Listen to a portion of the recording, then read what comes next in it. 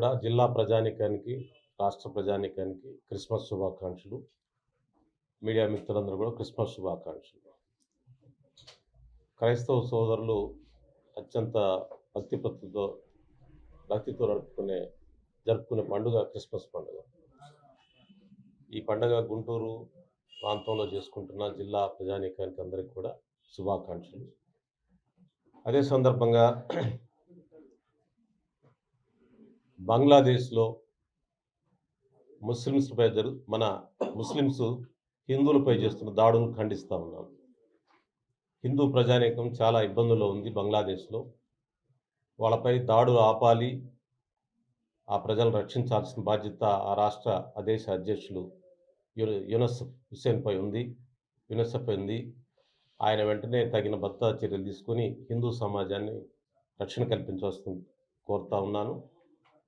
హిందువులపై బంగ్లాదేశ్లో జరుగుతున్న దాడులను తీవ్రంగా ఖండిస్తూ ఉన్నాను. అదే సందర్భంగా క్రైస్తవ సోదరులను గుర్తుపెట్టుకోవాలి. క్రైస్తవుల్లో 2 రకాల క్రైస్తవులు ఉంటారు. ఒకళ్ళు సేవా దృక్పథంతో వచ్చి మదర్ తెరీసా లాగా గుడ్డి వాళ్ళకు సేవ చేసి తరించే మానవ హృదయాలు ఉంటారు, మాతృమూర్తులు ఉంటారు. అది ఒక క్రైస్తవ్యం. అదేవిధంగా ఆర్థర్ కాటన్ లాగా బ్యారేజీలు కట్టి వ్యవసాయ రంగాన్ని అభివృద్ధి చేసి ఆంధ్రదేశానికి అన్నం పెట్టిన కాటన్ లాంటి వాళ్ళు క్రైస్తవ దొరలు ఉన్నారు. కానీ ఇప్పుడు రాజకీయాల్లో క్రైస్తవం పేరు మీద ఒక ఈస్ట్ ఇండియా కంపెనీ లాగా, ఏదైతే ఇంగ్లాండ్లో ఈస్ట్ ఇండియా కంపెనీ ఏ విధంగా భారతదేశానికి వ్యాపారం పేరుతో వచ్చి ఏ విధంగా కోట్లాది రూపాయలు భారతదేశ ప్రజానీకాన్ని దోచుకొని, భారత ప్రజల ఆస్తులు దోచుకొని లక్షలాది కోట్ల రూపాయలు దోచుకున్నారో మనకి ఈస్ట్ ఇండియా కంపెనీ చరిత్ర మన కళ్ళ ముందు ఉంది. జగన్మోహన్ రెడ్డి కంపెనీ కూడా ఈస్ట్ ఇండియా కంపెనీ లాంటి కంపెనీ.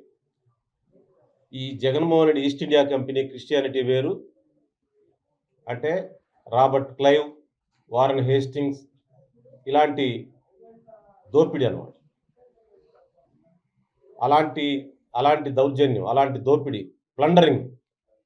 దోపిడీ చేసి ప్రజల ఆస్తుల్ని, మన భారతదేశ ఆస్తులను కొల్లగొట్టుకొని ఇంగ్లాండ్ తీసుకెళ్లిన ఈస్ట్ ఇండియా కంపెనీ వారసత్వం జగన్మోహన్ రెడ్డి గారి క్రిస్టియానిటీ.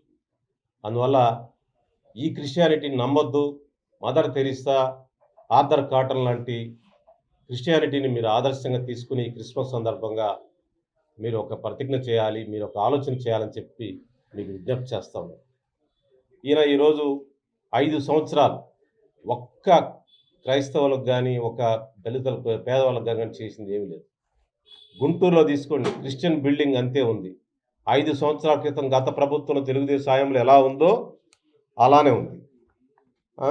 అదేవిధంగా అంబేద్కర్ భవన్ ₹1 ఇవ్వలేదు, నిధులు ఇవ్వలేదు.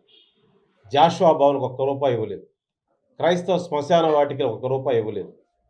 మరి ఆయన క్రైస్తవులు అని చెప్పి ఈరోజు మీరంతా ఎలా క్రైస్తవుడు మీరందరూ ఆలోచించాలని మీకు విజ్ఞప్తి చేస్తా ఉన్నారు. చంద్రబాబు నాయుడు గారి టైంలో ఆ రోజు క్రైస్తవ భవనం ఎంత అద్భుతంగా తయారైంది, అది ముగింపు రాబోతా ఉంది ఈరోజు. అది చంద్రబాబు గారు చేసిన కృషి. అంబేద్కర్ భవనం ఆయన టైంలో కొంత ప్రోగ్రెస్ వచ్చింది. జాషువా గారి భవన్కి మంచి స్థలం ఇచ్చి ₹3 కోట్ల నిధులు శాంక్షన్ చేసింది మనం చూస్తాము. శ్మశాన వాటికలు కూడా చేయాల్సిన అవసరం ఉంది.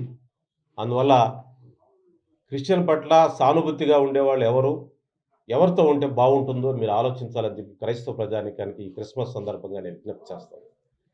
అంటే ఒక క్రైస్తవ్యము మదర్ తెరీసా లాంటి క్రైస్తవం అయితే, రెండో క్రైస్తవం అల్లూరి సీతారామరాజు చంపిన రూదర్ఫోర్డ్ లాంటి క్రైస్తవం, వారన్ హేస్టింగ్స్ లాంటి క్రైస్తవం, రాబర్ట్ క్లైవ్ లాంటి ఈస్ట్ ఇండియా కంపెనీ దోచుకునే క్రైస్తవం. అది జగన్మోహన్ రెడ్డి గారి వారసత్వం. అందువల్ల క్రైస్తవ ప్రజానీకం క్రిస్మస్ సందర్భంగా అది ఆలోచించుకోండి. జగన్మోహన్ రెడ్డి గారి చర్యల వలన క్రైస్తవులు మెయిన్ స్ట్రీమ్ సమాజానికి దూరం అయ్యారు, ఎలియనేషన్కి గురయ్యారు.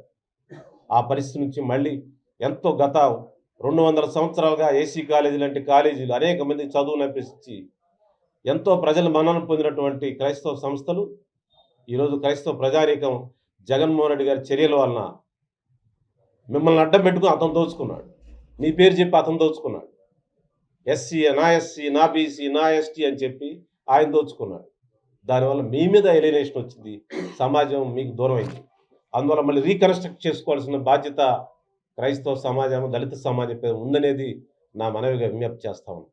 అందువల్ల మనకు అన్నం పెట్టే మదర్ తెరిస్సా లాంటి క్రైస్తవం కావాలన్నా, దోచుకునే జగన్ రెడ్డి గారి క్రైస్తవం కావాలన్నా మీరు ఆలోచించుకోవాలని, ఈస్ట్ ఇండియా కంపెనీ కావాలన్నా, సేవాకారు దృక్పథం వచ్చి క్రైస్తవం కావాలని ఆలోచించుకోమని చెప్పి నేను విజ్ఞప్తి చేస్తా ఉన్నాను.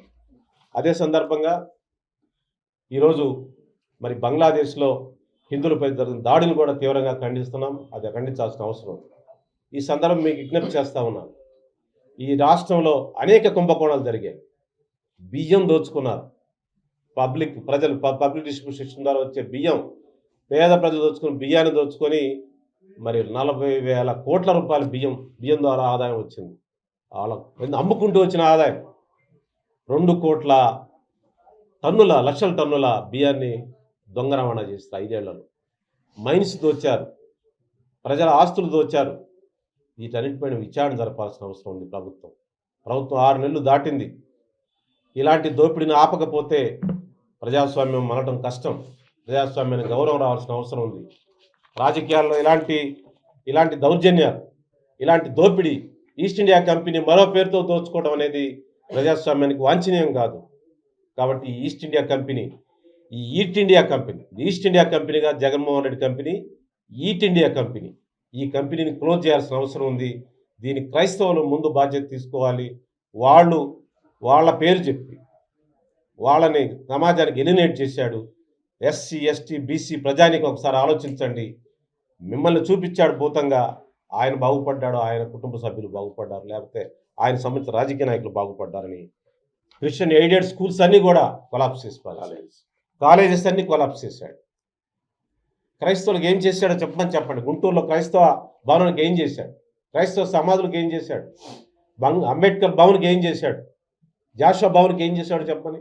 ఆ మూడింటికి తెలుగుదేశం చంద్రబాబు నాయుడు గారు గతంలో చేశాడు. రూపాయి ఇచ్చాడని జగన్మోహన్ రెడ్డి గారిని చెప్పి నేను విజ్ఞప్తి చేస్తా ఉన్నాను. అందువల్ల మీ అందరికీ నేను విజ్ఞప్తి చేసేది ఏంటంటే, రోదర్ ఫాడ్ లాగా మన అల్లూరు సీతారామరాజు చంపిన లోదర్ ఫాడ్ కూడా క్రిస్టియనే. ఆ క్రిస్టియానిటీ వద్దు మనకి ఆ మదర్ తెరిస్సా లాంటి క్రిస్టియానిటీ కావాలి. సేవా దృక్పథం కావాలి. దాని విషయాన్ని సానుకూలంగా ఈ క్రిస్మస్ సందర్భంగా ఆలోచించమని క్రైస్తవ సోదరులు విజ్ఞప్తి చేస్తూ, రాష్ట్రంలో గత 5 సంవత్సరాలు జరిగిన దోపిడీపై విచారణ జరిపి వాళ్ళందరి నేరస్తులను శిక్షించాలి. ఆ ఈస్ట్ ఇండియా కంపెనీ వారసత్వంతో వచ్చినటువంటి దోపిడీ కంపెనీ అనేటువంటి ఈస్ట్ ఇండియా కంపెనీ వారసత్వంగా వచ్చినటువంటి ఈ ఈస్ట్ ఇండియా కంపెనీని క్లోజ్ చేయాలని చెప్పి నేను విజ్ఞప్తి చేస్తాను. రెడ్లు ధర చెప్పుకుంటాడు. బీసీని అంటాడు, నా ఎస్సీ అంటాడు, నా బీసీ అంటాడు, నా దళిత అంటాడు. ఏం లేదు పాపం. వాళ్ళందరినీ అన్యాయం చేసి సమాజంలో మిగతా సమాజాన్ని వాళ్ళకి గొడవ పెట్టాడు. మనకి బెస్ట్ ఎగ్జాంపుల్ ఏంటంటే, అమలాపురం జిల్లాని ఒక జిల్లాకి అంబేద్కర్ గారి పేరు పెడతారా? ఒక జిల్లాకి అంబేద్కర్ అంత జాతీయ స్థాయి నాయకుడు. ఆయన ఇవ్వాల్సిన గౌరవం ఏంటి? సమాజం అందరితో చర్చించొద్దా? దానివల్ల ఎంత విధ్వంసం అయింది. ఆ విధంగా సమాజంలో ఒక పెత్తందారులని, పేదలని ఒక గొడవ పెట్టి దోచుకున్నాడు. తన బలహీనుడు. తాడేపల్లిలో ప్యాలెస్, బెంగళూరులో ప్యాలెస్, ఉలుపులపాయలో ప్యాలెస్, హైదరాబాద్లో ప్యాలెస్, 100 ఎకరాల్లో ప్యాలెస్లు కట్టుకొని నవాబులాగా బిల్డింగ్ కట్టుకొని ఆయన పేదరికాలను రిప్రజెంట్ చేస్తాడా? నీకు జగన్ ఆత్మ కూడా బాధపడతా ఉందండి. మా జగనే నేను ఇలా మాట్లాడేది. దోపిడీ వ్యతిరేకంగా మాట్లాడుతున్నాడు జగన్ గారు దోపిడీ వ్యతిరేకంగా మాట్లాడుతున్నాడు. దోపిడీని అరికట్టాలంటున్నాడు. నేను దోపిడీ వ్యతిరేకంగా నేను ప్రాణం ఇస్తాను అంటున్నాడంటే జగన్ గారి ఆత్మ కూడా సిగ్గుపడతా ఉంది. మనస్సాక్షి సిగ్గుపడతా ఉంది. అందువల్ల క్రైస్తవ సోదరులు, ఈ క్రిస్మస్ సందర్భంగా నా విజ్ఞప్తి ఏంటంటే, మీకు సేవా దృక్పథం కలిగిన మదర్ తెరిస్సా క్రైస్తవం కావాలి. ఈ దోపిడీ క్రిస్టియానిటీ మీ పేరు చెప్పుకొని దోచుకొనే ఈ ఈస్ట్ ఇండియా కంపెనీ వద్దని చెప్పి నేను విజ్ఞప్తి చేస్తాను. మరిన్ని వీడియోస్ కోసం ఛానల్ ని సబ్స్క్రైబ్ చేయండి. లేటెస్ట్ అప్డేట్స్ కోసం వాట్సాప్ ఛానల్ ని ఫాలో అవ్వండి. అండ్ లింక్ డిస్క్రిప్షన్ లో ఉంది.